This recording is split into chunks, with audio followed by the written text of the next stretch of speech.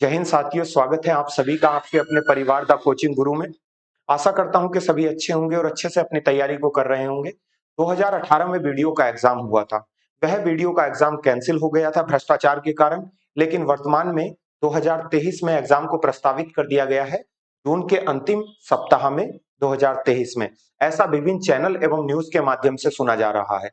दोस्तों, उसी सीरीज को हमने आगे बढ़ाया है और जो प्रीवियस ईयर के एग्जाम में प्रश्न आए थे उन प्रश्नों की एक सीरीज को शुरू किया है, जिसमें प्रतिदिन मैं आपको 25 प्रश्नों को फुल डिटेल में डिस्कस करूंगा, ताकि ये पता चल जाए कि प्रीवियस ईयर के प्रश्नों से वर्तमान की तैयारी का मूल्यांकन हो जाए। तो आइए शुरू करते हैं अपनी उस सीरीज को, एक एक करके महत्वपूर्ण प्रश्नों पर चर्चा करते हैं जो 2018 के प्रीवियस ईयर के एग्जाम में वीडियो के पूछे गए थे। एक एक करके डिस्कस करेंगे सभी प्रश्नों पर। तो प्रश्न संख्या 1 कह रहा है, इस नदी की कुल लंबाई 2900 किलोमीटर है। यह तिब्बत चोमायुंगडुंग ग्लेशियर से शुरू होती है, जहां इसे सांगपो कहा जाता है, और दिहांग नाम से यह भारतीय क्षेत्र अरुणाचल प्रदेश में प्रवेश करती है। इसकी महत्वपूर्ण सहायक नदियां सुबनसिरी, कामंग, धनसिरी, मानस, तिस्ता आदि है। इस नदी का नाम बताइए। अपना संपूर्ण परिचय यह अपने प्रश्न के द्वारा ही दे रही है और नदी का नाम पूछा गया है। नदी का नाम केवल पूछा गया है, 2900 किलोमीटर लंबाई का परिचय दे दिया है और कहां से निकलती है यह भी परिचय दिया है। छोटे से मैप के माध्यम से आप लोग समझ सकते हैं कि भारत में यह नदी तिब्बत से निकलती है और अरुणाचल प्रदेश के नामचा वारवा दर्रे से पास होती हुई और भारत से बांग्लादेश में प्रवेश करके बंगाल की खाड़ी तक जाती है। ऐसे में इस नदी की टोटल लंबाई 2900 किलोमीटर है जो प्रश्न में लिखी हुई है। और दूसरी बात यह है कि ये गंगा में आकर मिलती है और गंगा में ये बांग्लादेश में आकर मिलती है। गंगा को बांग्लादेश में पद्मा के नाम से जाना जाता है, ब्रह्मपुत्र को बांग्लादेश में जमुना के नाम से जाना जाता है, और ये जब दोनों मिल जाती हैं तो इनके संगम से जो बाद में नदी बनती है उसको मेघना के नाम से जाना जाता है। इस तरह से ये दोनों नदियां जब बांग्लादेश में मिलती हैं और संगम बनाती हैं तो ये विश्व के सबसे बड़े डेल्टे का निर्माण करती हैं, जिसे गंगा ब्रह्मपुत्र का डेल्टा कहा जाता है, जो वर्तमान स्थिति को ध्यान में रखते हुए संपूर्ण विश्व का सबसे बड़ा डेल्टा कहलाता है। तो यही गंगा ब्रह्मपुत्र जो है दोनों मिलकर इस डेल्टे का निर्माण करती है। तो मुझे लग रहा है कि अब आपको इसका उत्तर मिल गया होगा। इसका सही उत्तर है ब्रह्मपुत्र। आइए बात करते हैं प्रश्न संख्या 2 पर। भारतीय मानक मेरिडियन 5 राज्यों के माध्यम से गुजरता है। इनमें से कौन सा राज्य है जो 5 में नहीं आता है? बिल्कुल सेम उसी तरीके से इस प्रश्न को भी समझेंगे। ये है भारत का नक्शा और यहां से एक मानक समय लिया गया है जो इस समय को, भारत के समय को मेंटेन करता है। ये 82.5 डिग्री है। 82.5 डिग्री के आधार पर यह बताया गया है कि ये 5 राज्यों से होकर गुजरता है, जिसमें नंबर 1 पर राज्य आता है उत्तर प्रदेश, नंबर 2 पर आता है मध्य प्रदेश, नंबर 3 पर आपका राज्य आ जाएगा आंध्र प्रदेश, और नंबर 4 पर आपका राज्य आ जाएगा छत्तीसगढ़। और छत्तीसगढ़ के बाद जो 5वां अंतिम राज्य बचा है वो हो जाएगा ओडिशा। ओडिशा का पुराना नाम उड़ीसा था, लेकिन इसे वर्तमान 2011 में बदलकर उड़ीसा से ओडिशा कर दिया गया है। 5 राज्यों से होकर गुजरती है। इनमें से आंध्र प्रदेश भी शामिल है, ओडिशा भी शामिल है, छत्तीसगढ़ भी है, लेकिन बिहार इसका उत्तर नहीं है। अर्थात सी इसका सही आंसर होगा। ये मैप के माध्यम से आप बता सकते हैं कि 82.5 डिग्री के आधार पर यह मानक समय रेखा 2 भागों में बांटती है, जो नैनी से होकर गुजरती है उत्तर प्रदेश में इलाहाबाद से। ऐसे में उत्तर प्रदेश आ गया और बाकी सभी राज्यों के आधार पर आप लोगों को पता चल जाएगा मैप में देखकर। तो आइए प्रश्न संख्या 3 पर बात करते हैं दोस्तों। प्रश्न संख्या 3 है, संविधान द्वारा विचार की गई लोकसभा की अधिकतम संख्या क्या है? तो ध्यान से सुनिएगा। संसद होती है और संसद के 2 सदन होते हैं, पहला राज्यसभा और दूसरा लोकसभा। राज्यसभा और लोकसभा। वर्तमान स्थिति की यदि बात करें तो वर्तमान में राज्यसभा के अंदर 245 सीटें हैं। ऐसे में यदि लोकसभा की बात करें तो 245 राज्यसभा में है, और लोकसभा की यदि वर्तमान की बात करें तो 545 सीटें हैं। 545 सीटें हैं। तो लोकसभा में कितनी सीटें हैं? 545 सीटें हैं। लेकिन यहां पर प्रश्न पूछा गया है अधिकतम संख्या कितनी है। तो यदि आपसे पूछा जाए कि अधिकतम संख्या लोकसभा की सीटों की कितनी होती है, तो आपको बताना है 552 सीटें होती हैं अधिकतम। इन 552 को इस प्रकार से डिवाइड किया गया है, जिनमें से 530 सीटें होंगी राज्यों की, जिनमें से 20 सीटें होंगी यूटी अर्थात केंद्र शासित प्रदेशों की, और 2 सीटें होंगी आंग्ल भारतीय अर्थात वह भारतीय जो राष्ट्रपति के द्वारा चुने जाएंगे, जिनके माता या पिता में से कोई एक भारतीय मूल का होगा और दूसरा यूरोप मूल का होगा। ऐसा व्यक्ति आंग्ल भारतीय कहलाता है। आंग्ल भारतीय मतलब एंग्लो इंडियन, जिसके माता या पिता में से कोई एक भारतीय और दूसरा यूरोप के मूल का होता है, ऐसा व्यक्ति आंग्ल भारतीय कहलाता है। तो ये है अधिकतम सीटों की संख्या, लेकिन वर्तमान में तो 545 है। और 545 को किस प्रकार से डिवाइड किया गया है, तो 530 वर्तमान में राज्यों से आती हैं, और उसके बाद जो बची हुई 13 सीटें हैं वो यूटी से आती हैं, और 2 सीटें वर्तमान में आंग्ल भारतीय से आती हैं। लेकिन आंग्ल भारतीयों को अभी वर्तमान में रोक दिया गया है, और यदि सीटें करंट में एक्टिव की बात करें तो मात्र 543 सीटें ही वर्तमान में एक्टिव हैं। लेकिन ये राज्यों से आती हैं, इसलिए इनमें 2026 तक कोई बदलाव नहीं किया जा सकता है। ये 2 सीटें केवल और केवल राष्ट्रपति के ऊपर डिपेंड करती हैं, इसलिए इनको रोक दिया गया है। तो वर्तमान में अधिकतम सीटों की संख्या, आपको उत्तर मिल गया होगा 552 सही है, इसका डी सही है। आइए बात करते हैं नेक्स्ट प्रश्न की। भारत के संविधान के किस संशोधन अधिनियम ने पंचायती राज को एक संवैधानिक निकाय बनाया है? 73वां संविधान संशोधन अधिनियम 1992, 86वें संविधान अधिनियम 2002, 74वां संविधान संशोधन 1993 या 61वां संशोधन अधिनियम 1989 89। तो ध्यान रहे, पंचायत पंचायत को संवैधानिक दर्जा देने की यदि बात की जा रही है तो पंचायत राज दिवस, आपको कमेंट बॉक्स में उत्तर देकर मुझे बताना है कि पंचायत राज दिवस किस तिथि को मनाया जाता है, कब मनाया जाता है। ये उत्तर है जो आपको देना है। और मैं आपको बता दूं कि पंचायत को संवैधानिक दर्जा दिया गया है 73वां संविधान संशोधन 1992 के अंतर्गत। भारत में पंचायत के यदि जनक की आपसे बात पूछ ली जाए तो भारत में पंचायत का जनक बलवंत राय मेहता है। बलवंत राय मेहता बलवंत राय मेहता समिति की रिपोर्ट के आधार पर ही पंचायतों का गठन किया गया था।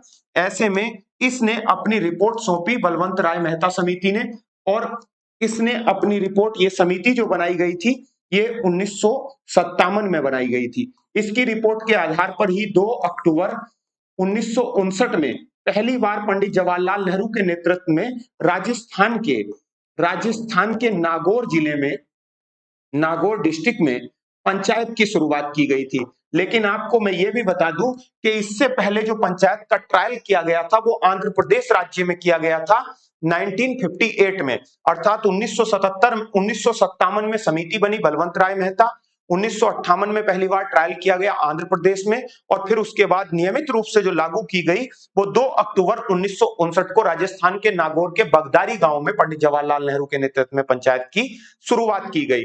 वर्तमान में यदि बात करें तो यदि बलवंत राय मेहता समिति की रिपोर्ट के आधार पर बात करें तो 3 स्तर पर पंचायत को इन्होंने बांटा था, और ऐसे में यदि मैं बात करूं तो इन्होंने ही सबसे पहले पंचायत की शुरुआत की थी और इसीलिए इन्हीं को जनक माना जाता है।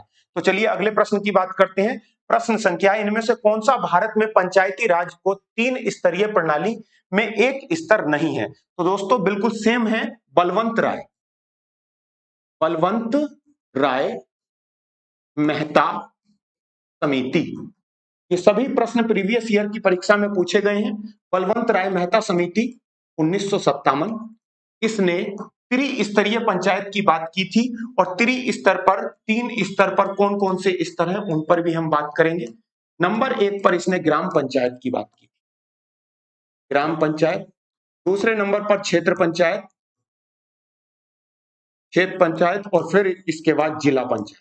इस तरह से 3 पंचायतों की इन्होंने बात की थी। तो आप आसानी से बता सकते हैं कि ग्राम पंचायत, उसके बाद पंचायत समिति जो क्षेत्र स्तर पर थी, जिला पंचायत अर्थात जिला परिषद जो जिला स्तर पर थी, नगर परिषद की इन्होंने कोई बात नहीं की थी इस समिति में। इस समिति ने अपनी रिपोर्ट को तैयार किया और रिपोर्ट को प्रस्तुत किया 1958 में, और इसी रिपोर्ट के आधार पर पहली बार जो पंचायतों को नियमित रूप से लागू किया गया वो 2 अक्टूबर, अभी आप लोगों को मैंने बताया है 2 अक्टूबर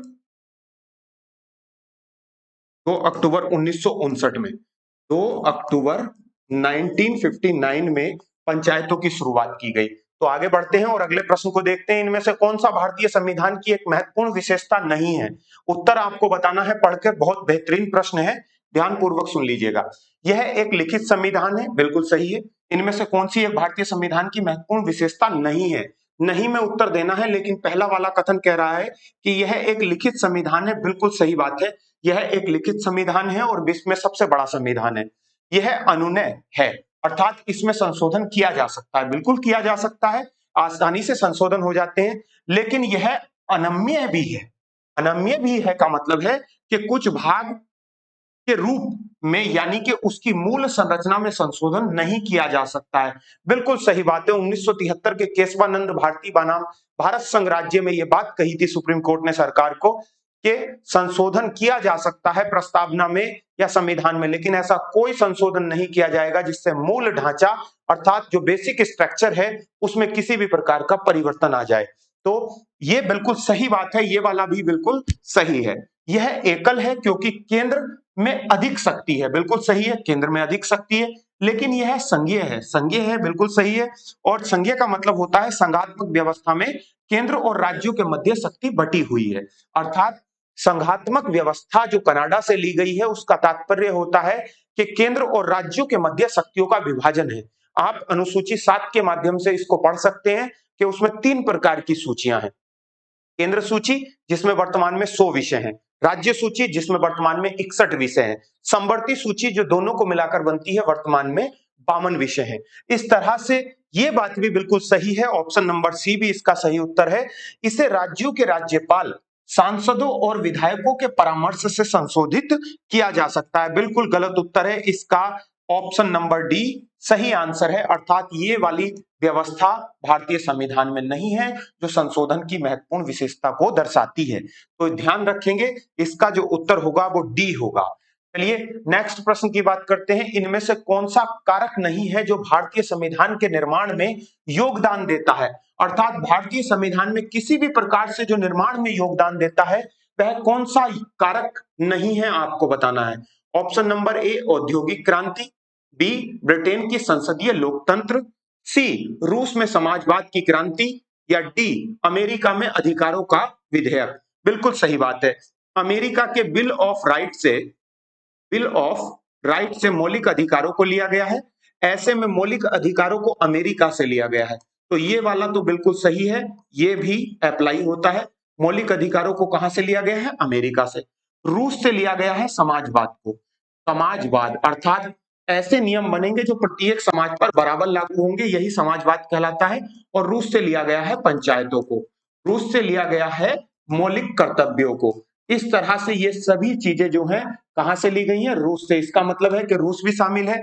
ब्रिटेन से ली गई है संसदीय शासन व्यवस्था या कानून बनाने की प्रक्रिया, तो कानून बनाने की प्रक्रिया भी ब्रिटेन से ली गई है। दूसरा, ब्रिटेन से लिया गया है एकल नागरिकता, एकल नागरिकता। इस तरीके से ये सभी जो है अप्लाई होते हैं, लेकिन औद्योगिक क्रांति का भारतीय संविधान में कुछ भी रूप देखने को नहीं मिलता है, इसलिए इसका उत्तर जो होगा वो ऑप्शन नंबर ए सही आंसर होगा, अर्थात ये वाला नहीं है। आइए बात करते हैं प्रश्न संख्या 8 पर। ब्रिटिश शासन के आगमन से पहले भारत की स्वतंत्र अर्थव्यवस्था थी, उस समय निम्नलिखित में से कौन सा प्रमुख व्यवसाय नहीं था? अर्थात जब विदेशी कंपनियां भारत में एंट्री नहीं लिए थे उस समय के व्यवसाय की अगर बात करें तो उस समय कौन कौन से व्यवसाय थे जो भारत के प्रमुख थे और कौन सा उस समय नहीं था, ये आपको बताना है। तो कृषि, पहले से ही भारत एक कृषि प्रधान देश रहा है। हस्तशिल्प, पहले से ही हस्तशिल्प रहा है। निर्माण के आधार पर भी पहले से ही निर्माण होते रहे हैं भारत में, नए नए आविष्कार, चाहे वो प्राचीन काल हो या मध्य हो या वर्तमान हो। लेकिन पहले कोई भी पर्यटन का बढ़ावा यहाँ पर नहीं था, किसी भी प्रकार के पर्यटन को कोई ज्यादा महत्व नहीं दिया जाता था। अंग्रेजों व मुगल काल के आधार पर बहुत सारी इमारतों के निर्माण किए गए और बहुत सारे मध्यकालीन भारत के जो अंतिम चरण था, यानी कि जो प्राचीन भारत का अंतिम चरण और मध्यकालीन भारत का प्रारंभिक चरण, उसमें बहुत सारे मंदिरों का निर्माण किया गया। इसलिए इसका सही उत्तर होगा ऑप्शन नंबर डी, इसमें पर्यटन वाला कोई भी ऐसा मुख्य व्यवसाय नहीं था। आइए बात करते हैं प्रश्न संख्या 9 पर। इनमें से कौन सा बैंक और उसकी टैगलाइन के बीच एक असंगत मिलान है? आपको बताना है इसका उत्तर कि कौन सा बैंक उसकी अपनी टैगलाइन के बारे में बता रहा है। असंगत मिलान बताना है। भारतीय state bank a banker to a B Indian, ये बिल्कुल सही है, ये भारतीय स्टेट बैंक का वाक्य है। पंजाब नेशनल बैंक बढ़ती का नाम जिंदगी। Kotak Mahindra bank let's make money simple. देना बैंक, ट्रस्टेड फैमिली बैंक। तो इसका सही उत्तर होगा ऑप्शन नंबर बी, बढ़ती का नाम जिंदगी। ये इसका नहीं है, इसका अलग वाक्य है, ये वाला वाक्य इसके लिए अप्लाई नहीं होता है। और आपको बताना है कि पंजाब नेशनल बैंक का वाक्य क्या है दोस्तों। द नेम, बस द नेम से शुरू होता है, बाकी आपको बताना है। द नेम से शुरू होता है पंजाब नेशनल बैंक का, ये कमेंट बॉक्स में आपको लिखकर मुझे बताना है। चलिए बात करते हैं नेक्स्ट प्रश्न की। गांधी जी के गांव सर्वोदय के आदर्श ने बताया कि एक आदर्श गांव को कुछ शर्तों को पूरा करना होगा, इनमें से क्या शर्तें नहीं है। तो एक आदर्श गांव बनने के लिए जो गांधी जी के सर्वोदय का सपना था, अर्थात एक ऐसा गांव जिसमें सारी की सारी चीजें बेहतरीन हो, उनमें से कौन सा नहीं है जो अप्लाई नहीं होता है, कौन सा है? जाति व्यवस्था को समाप्त किया जाना चाहिए, बिल्कुल सही है, जाति व्यवस्था को समाप्त किया जाना चाहिए, ऑप्शन नंबर ए सही है। भाईचारे की भावना विकसित करने के लिए पूजा का स्थान एक दूसरे के बगल में बनाया जाना चाहिए। देखिए, भाईचारे की भावना को अगर स्थापित करना है तो उसके लिए पूजा का स्थान एक दूसरे के बगल में बनाने की आवश्यकता नहीं है, बिल्कुल भी। मैं नहीं मानता हूं कि ये वाला सही होगा। दूसरा, इसमें से धर्मशाला और एक छोटा सा डिस्पेंसरी होना चाहिए, बिल्कुल धर्मशाला होना चाहिए। कभी भी कोई अतिथि यदि बाहर का आ जाता है तो उसके रुकने की व्यवस्था होनी चाहिए। डिस्पेंसरी अर्थात उसको मेडिकल फैसिलिटी मिलनी चाहिए। यह भोजन व कपड़ों के मामलों पर आत्मनिर्भर होना चाहिए। तो सी सही है, डी सही है, ए भी सही है, इसका उत्तर होगा बी, अर्थात इसमें एक दूसरे के पास में पूजा स्थल की कोई आवश्यकता नहीं है। यह गांधी जी के सर्वोदय मिशन के अंतर्गत नहीं आता। आइए कुछ नोट पॉइंट पर बात कर लेते हैं इसी से जुड़े हुए। एक आदर्श गांव हेतु कुछ शर्तें हैं जो निम्न प्रकार हैं। इनमें जाति पाति का भेदभाव समाप्त किया जाना चाहिए। यह भोजन और कपड़ों के मामलों में आत्मनिर्भर होना चाहिए। आदर्श गांव में धर्मशाला एवं डिस्पेंसरी होनी चाहिए। आदर्श गांव में साफ सफाई एवं स्वच्छता तथा शौचालय का प्रबंध होना चाहिए। ऐसा गांव सर्वोदय मिशन के अंतर्गत अर्थात गांधी जी के अंतर्गत आता है। चलिए नेक्स्ट प्रश्न की बात करते हैं। गलत मिलान का आपको बताना है। फाउंटेन पेन का आविष्कारक कौन है? अमीटर का कौन है? बैरोमीटर का कौन है? या एनिमेशन का कौन है? तो फाउंटेन पेन का लुइस एडसन वाटरमैन है, सही उत्तर है। अमीटर इसका उत्तर होगा, अर्थात अमीटर की खोज जॉक राइस जेनसन ने नहीं की है। अमीटर की खोज की है फ्रेडरिक डेक्सनर ने। फ्रेडरिक फ्रेडरिक डेक्सनर डेक्सनर फ्रेडरिक डेक्सनर ने अमीटर की खोज की है, तो ये ध्यान रहे। नेक्स्ट प्रश्न की बात करते हैं। 1991 की नई आर्थिक नीति का परिचय के साथ भारतीय अर्थव्यवस्था ने इसके अलावा निम्नलिखित सभी के माध्यम से मौजूदा आर्थिक समस्याओं से को संबंधित किया है। आपको बताना है इसके अंदर क्या क्या चीजें आती हैं। औद्योगिकरण, वैश्वीकरण, निजीकरण या उदारीकरण। तो 1991 में नई आर्थिक नीति लागू की गई थी। इस नई आर्थिक नीति के अंतर्गत उस समय के वर्तमान, आपको बताना है कि वर्तमान में उस समय वित्त मंत्री कौन थे। तो उस समय वित्त मंत्री थे जिन्होंने नई आर्थिक नीति को लागू किया था, मनमोहन सिंह। मनमोहन सिंह। और उस समय प्रधानमंत्री थे, आपको यह भी बता होना चाहिए कि उस समय प्रधानमंत्री थे नरसिम्हा राव। नरसिम्हा राव नरसिम्हा राव उस समय के प्रधानमंत्री थे। तो इसका सही उत्तर है, इसमें एक मॉडल अपनाया गया था जिसको LPG कहा जाता है, लिबरलाइजेशन, प्राइवेटाइजेशन, ग्लोबलाइजेशन। अर्थात लिबरलाइजेशन का मतलब होता है उदारीकरण, प्राइवेटाइजेशन का मतलब होता है निजीकरण, और ग्लोबलाइजेशन का मतलब होता है वैश्वीकरण। इसका उत्तर होगा औद्योगिकरण, इसमें नहीं आता है। ऑप्शन नंबर ए इसका सही आंसर है। कुछ भारतीय अर्थशास्त्री ब्रिटिश शासन के दौरान भारत की राष्ट्रीय आय का मूल्यांकन करने का प्रयास करते थे। निम्नलिखित में से कौन सा अर्थशास्त्री इसमें शामिल नहीं है? दादा भाई नौरोजी, बिल्कुल। इन्होंने ही ब्रिटेन डेब्ट टू इंडिया नाम के पत्र में सबसे पहले यह कहा था कि जिस प्रकार से भारत से ड्रेन ऑफ वेल्थ हो रहा है, धन का निष्कासन हो रहा है, उस प्रकार से देश का सर्वनाश होना निश्चित है। यदि कोई भी देश किसी दूसरे देश से ड्रेन करता है पैसे का, तो उसका पतन होना बिल्कुल निश्चित है। ये दादा भाई नौरोजी ने कहा था। BKR और बी राव ये भी इन्हीं के साथ थे, CR देसाई भी इन्हीं के साथ थे, लेकिन महान अलोबिस इनके साथ नहीं थे। ये 1950 के अर्थशास्त्री हैं, जब पंचवर्षीय योजनाएं लागू की गई थी, इन्होंने तब कार्य किया था महत्वपूर्ण। तो इसका सही उत्तर होगा ऑप्शन नंबर डी, अर्थात ये इसमें शामिल नहीं थे। आइए बात करते हैं नेक्स्ट प्रश्न की। कुछ भारतीय नेक्स्ट प्रश्न है, अस्थायी रूप से संग्रहित डेटा के लिए उपयोग किया जाने वाला शब्द क्या है? अर्थात जो अस्थायी रूप से संग्रहित किया जाता है डेटा, उसके लिए कौन सा एक शब्द निकल कर आता है? विविध डेटा, क्रैश डेटा, चुनिंदा डेटा या टेम्पो डेटा? इसका सही उत्तर होगा कैश डेटा।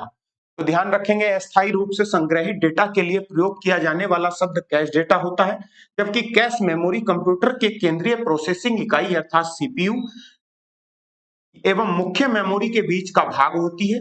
इसका उपयोग बार बार किया जाता है डेटा के निर्देश को संग्रहित करने के लिए किया जाता है, जिस कारण मुख्य मेमोरी और प्रोसेसर के बीच में गति अवरोध दूर हो जाता है। तो ध्यान रखेंगे, इस डेटा को कहा जाता है कैश डेटा। चलिए नेक्स्ट प्रश्न की बात करते हैं। अभिज्ञान शकुंतलम किताब के लेखक कौन है? अभिज्ञान शकुंतलम बहुत फेमस पुस्तक है और सभी को पता है कि इसके लेखक कौन है, कालिदास। तो कुछ महत्वपूर्ण प्रश्नों पर चर्चा करते हैं। कुछ पुस्तकों के लेखकों पर। अष्टाध्यायी पाणिनि के द्वारा लिखी गई है, रामायण वाल्मीकि जी के द्वारा लिखी गई है, महाभारत वेद व्यास, महाभाष्य पतंजलि, अभिज्ञान शकुंतलम कालिदास। अभिज्ञान शकुंतलम किसके द्वारा लिखा गया है? कालिदास के। कालिदास। यहां पर यदि रघुवंशम की बात करें तो रघुवंशम को भी कालिदास ने ही लिखा है। इसके लेखक भी कौन है? कालिदास। पंचतंत्र विष्णु शर्मा, बुद्ध चरित्र पृथ्वीराज रासो, गीत गोविंद जयदेव। तो ये कुछ प्रमुख पुस्तकें हैं जो परीक्षाओं में पूछी जाती हैं, बिल्कुल same to same. Ashtadhyayi, Ramayana, Mahabharata, Mahabhashya, Abhijnana Shakuntalam, Raghuvamsham, Panchatantra, Buddha Charitra एवं गीत गोविंद। तो आइए बात करते हैं नेक्स्ट प्रश्न की। निम्न में से कौन सा युग्म सही ढंग से मेल नहीं खाते हैं? पुराने पत्रों का एक समूह जवाहरलाल नेहरू, बिल्कुल सही है। समय का संक्षिप्त इतिहास एल्बर्ट आइंस्टीन, या फिर Midsummer Night's Dream William Shakespeare, राजनीतिक अर्थव्यवस्था की आलोचना में योगदान कार्ल मार्क्स। तो समय का संक्षिप्त परिचय एल्बर्ट आइंस्टीन, ये इसका बिल्कुल सही उत्तर नहीं है। ऑप्शन नंबर बी इसका सही आंसर हो जाएगा। ये वाला इसका उत्तर नहीं है, ध्यान रखना है। पुराने पत्रों का एक समूह पंडित जवाहरलाल नेहरू के द्वारा लिखा गया है। पुत्री के नाम पिता के पत्र, इस तरह की जितनी भी चीजें हैं वो Pandit Jawaharlal. Midsummer Night's Dream एक नाटक है जो विलियम शेक्सपियर का है। राजनीतिक अर्थव्यवस्था की आलोचना का योगदान, ये कार्ल मार्क्स की पुस्तक है। चलिए बात करते हैं नेक्स्ट प्रश्न की। निम्न में से कौन सा उपकरण किसी छवि को डिजिटलीकरण करने एवं टेलीफोन लाइन के माध्यम से चित्र और टेक्स्ट को भेजना या प्राप्त करता है? तो आपको बताना है, जब एक पत्र सेम टू सेम एक जगह से दूसरी जगह पर ट्रांसफर किया जाता है तो वह व्यवस्था क्या कहलाती है? प्लॉटर कहलाती है, फैक्स मशीन, साउंड कार्ड या मॉनिटर? तो प्लॉटर के द्वारा प्रिंट की जाती है चीजें बड़े स्तर पर, ये नहीं है। फैक्स मशीन इसका सही उत्तर है। फैक्स मशीन के द्वारा एक पत्र को कार्यालय के द्वारा दूसरी जगह पर सेम टू सेम पहुंचा दिया जाता है। फैक्स मशीन एक ऐसा उपकरण है जिसका इस्तेमाल डॉक्यूमेंट को डिजिटल रूप से भेजने के लिए होता है। इसमें टेलीफोन लाइन के माध्यम से चित्र और टेक्स्ट को भेजा जाता है। चलिए नेक्स्ट प्रश्न की बात करते हैं। इनमें से क्या उत्तर प्रदेश में नहीं है? विश्वनाथ मंदिर, काशी विश्वनाथ मंदिर यूपी में है, अस्थि घाट ये भी यूपी में है, आगरा का किला यूपी में है, आगरा में है, अकबर के द्वारा बनवाया गया था। अकबर ने इसको 1565 में बनाया था और ये बनकर तैयार हुआ था 1573 के आसपास। ऐसे में आगरा का किला बहुत फेमस है और इसको 1983 में यूनेस्को ने भी अपनी विश्व धरोहर में शामिल कर लिया है। सबसे पहले विक्टोरिया मेमोरियल, ये पश्चिम बंगाल में पड़ता है, ये इसका सही उत्तर नहीं है, पश्चिम बंगाल। तो इसका उत्तर नंबर डी होगा। विक्टोरिया मेमोरियल कोलकाता में स्थित एक प्रसिद्ध स्मारक है जिसका निर्माण ब्रिटेन की महारानी विक्टोरिया के 25 वर्ष के शासनकाल को पूरा होने के अवसर पर किया गया था। यह सफेद संगमरमर से बना है। विश्वनाथ मंदिर और अस्सी घाट और बनारस, ये सब बनारस में स्थित है। आगरा का किला आगरा में स्थित है। यह यूनेस्को द्वारा विश्व धरोहर में शामिल किया गया था। तो चलिए बात करते हैं नेक्स्ट प्रश्न की। इनमें से कौन सा स्थान धातु की कला अर्थात रंगीन तामचीनी और जटिल नक्काशी के लिए प्रसिद्ध है? तो आपको बताना है, जहां पर रंगीन तामचीनी और जटिल नक्काशी के लिए कार्य किया जाता है वह कौन सा जिला है उत्तर प्रदेश का?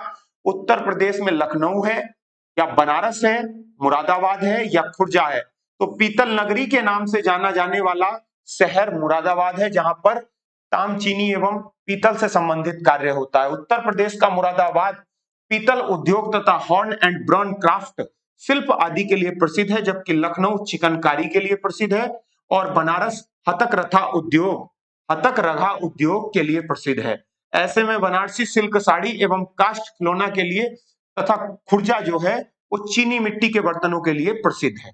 तो ध्यान रखेंगे, ये जो डिस्क्रिप्शन में दिया हुआ है ये बहुत ही महत्वपूर्ण है। इनमें से कौन सी मुख्य एजेंसियों में से एक नहीं है जो उत्तर प्रदेश में भारी मात्रा में अनाज भंडारण करने में शामिल है? आपको बताना है FCI, food corporation of India, बिल्कुल है। एफडीआई, एसडब्ल्यूसी या सीडब्ल्यूसी? तो ध्यान रहे एफडीआई नहीं है। एफडीआई का मतलब होता है फॉरेन डायरेक्ट इन्वेस्टमेंट, प्रत्यक्ष विदेशी निवेश। इसको हिंदी में कहते हैं प्रत्यक्ष विदेशी निवेश। इसका मतलब होता है कि जब एक देश दूसरे देश में अपने पैसे को कंपनी स्थापित करता है और डायरेक्ट पैसा इन्वेस्ट करता है तो ऐसा निवेश एफडीआई कहलाता है। और ध्यान रखेंगे एफडीआई के आधार पर एक देश दूसरे देश में अपने पैसे को इन्वेस्ट करता है। तो ये एफडीआई इसका उत्तर है, ये नहीं होगा। अगले प्रश्न की बात करते हैं, प्रश्न संख्या नेक्स्ट। निम्नलिखित में से कौन सा विकल्प उत्तर प्रदेश की महत्वपूर्ण अनाज फसलों के नाम से उल्लेख करता है? तो उत्तर प्रदेश की महत्वपूर्ण फसलों के बारे में आपको बताना है चावल, गेहूं, अखरोट, जौ और मक्का। ये तो बिल्कुल नहीं होगा। चावल, गेहूं, बाजरा, जौ और मक्का, इस पे भी ध्यान रखना है। चावल, गेहूं, बाजरा, जौ और ज्वार, ज्वार नहीं होगा। चावल, गेहूं, बाजरा, बाजरा और मक्का। तो इसका सही उत्तर है चावल, गेहूं, बाजरा, जौ और मक्का। ऑप्शन नंबर बी इसका राइट आंसर है। यह है उत्तर प्रदेश की प्रमुख फसलें, प्रमुख फसलें उत्तर प्रदेश की। चलिए ये कुछ महत्वपूर्ण लाइन है, इसको पढ़ लीजिएगा। नेक्स्ट बात करते हैं, ललित कला अकादमी उत्तर प्रदेश कलाकारों को छात्रवृत्ति से पुरस्कृत करता है। इनमें से कौन सा विषय क्षेत्र नहीं है जिनमें छात्रवृत्तियों को नहीं दिया जाता है? मूर्ति कला में दिया जाता है। सिरेमिक एक प्रकार का क्रिस्टल होता है जिससे उपकरण बनाए जाते हैं, अर्थात ना ही तो वो कार्बनिक होता है और ना ही अकार्बनिक। ऐसे में कला इतिहास ये भी शामिल है, लेकिन फैशन डिजाइनिंग इसके अंदर नहीं आता है। तो इसका सही उत्तर होगा ऑप्शन नंबर डी। तो ध्यान रखना, ललित कला अकादमी की यदि बात करें तो 1954 में इसकी स्थापना हुई थी। इसका मेन हेड ऑफिस जो है वो दिल्ली के अंदर है, और यदि उत्तर प्रदेश की बात करें तो लखनऊ में है। चलिए बात करते हैं चंद्रगुप्त मौर्य के इस प्रसिद्ध राजनीतिक सलाहकार को निम्नलिखित सभी नामों से जाना जाता है इसके अलावा, अर्थात चंद्रगुप्त मौर्य जिन्होंने मौर्य वंश की स्थापना की थी, इनके गुरु गुरु या फिर इनके प्रधानमंत्री निम्नलिखित में से कौन है ये आपको बताना है। तो उनका नाम है चाणक्य, और चाणक्य का नाम ही है दोस्तों विष्णुगुप्त या फिर कौटिल्य। चाणक्य एक महान प्रख्यात पंडित थे, तक्षशिला विश्वविद्यालय में आचार्य का कार्य करते थे। जब इनको पता चला कि सिकंदर भारत में एंट्री ले रहा है तो ये इस बात से परेशान होकर भारत में मगध आए। उस समय मगध भारत के 16 महाजनपदों में सबसे शक्तिशाली महाजनपद था, और उस समय वहां के राजा नंद वंश के अंतिम शासक घनानंद रूल कर रहे थे। घनानंद से आकर कहा कि महाराज सिकंदर भारत में एंट्री कर रहा है और विभिन्न राजाओं को हराकर देश को जीतने के ख्वाब को लेकर भारत पर हमला करने वाला है।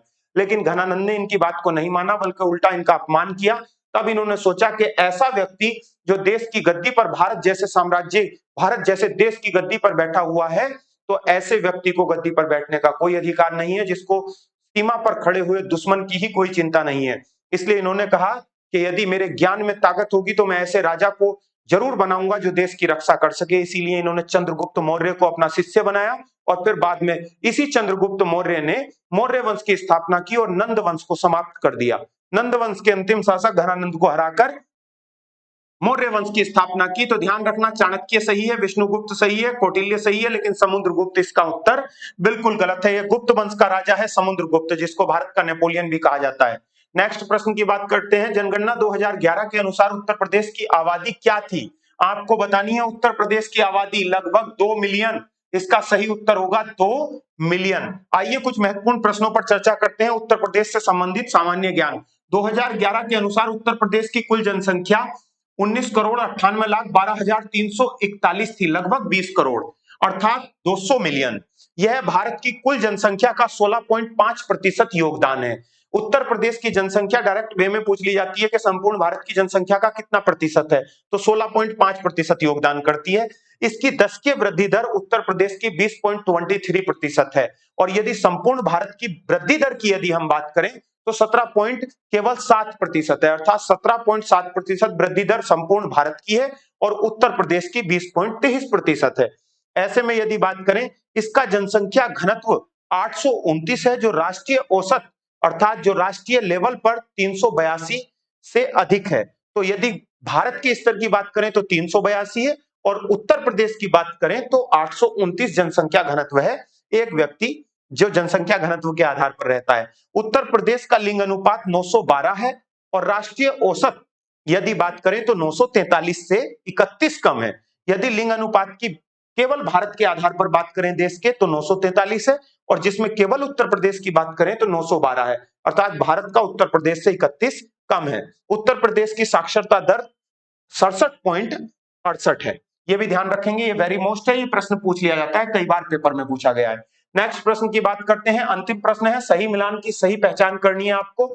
माइक्रोवेव ओवन पर्सी स्पेंसर ने बनाया है, ट्रांसफार्मर पियरे वर्नियर ने बनाया है, बैटरी विलियम स्टेनली फरा ने बनाई है, या वर्नियर कैलिपर जो है वो एलिसेंड्रा बोल्टा ने बनाया है। आपको सही बताना है, बाकी सभी गलत है। सही मिलान की पहचान कीजिए। माइक्रोवेव ओवन, तो ध्यान रखना है, माइक्रोवेव ओवन को पर्सी स्पेंसर ने बनाया है, ये इसका सही उत्तर है। और माइकल फैराडे ने ट्रांसफार्मर बनाया है, बैटरी जो है वो बोल्ट करके एक व्यक्ति है उन्होंने बनाई है, और इसके बाकी सभी गलत उत्तर होंगे, ध्यान रखना। माइक्रोवेव ओवन पर्सी स्पेंसर के द्वारा बनाया गया है। ये थे वीडियो एग्जाम 2018 के 25 प्रश्न, जो 2018 के प्रथम प्रश्न पत्र में पूछे गए थे। इन्हीं के माध्यम से वर्तमान की तैयारी को आगे बढ़ाया जा सकता है। फिर से मिलते हैं नए 25 प्रश्नों के साथ में नई क्लास में। तो दोस्तों, तैयारी को करते रहिएगा। धन्यवाद। जय हिंद।